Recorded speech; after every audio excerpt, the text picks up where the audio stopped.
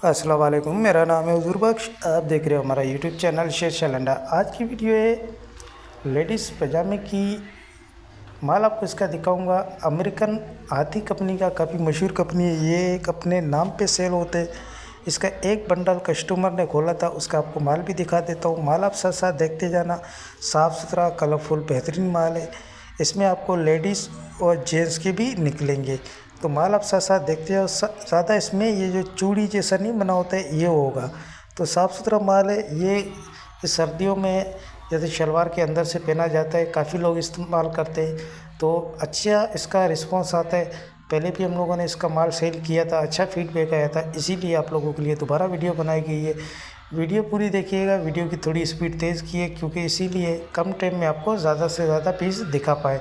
तो माल आप साथ साथ देखते जाओ। इसमें कुछ पीस आपको इस तरह भी निकलेंगे जो शॉर्ट होंगे, सादा प्रिंट दोनों मिक्स होगा। इस तरह सारी ठप्पियाँ बनी होती है।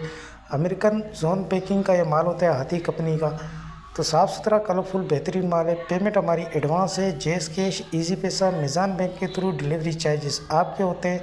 जहाँ से मणिपुर अड्डे के हो, मणिपुर अड्डे से आपके अपने शहर के आपको पे करने होते हैं। नहायत ही मुनासिब रेट में आपको बंडल मिलेगा। 4,500 रुपये का बंडल है। एक बंडल का आप ऑर्डर कर सकते हो क्योंकि इस टाइम इस रेट पे बंडल मिलना बहुत मुश्किल होता है।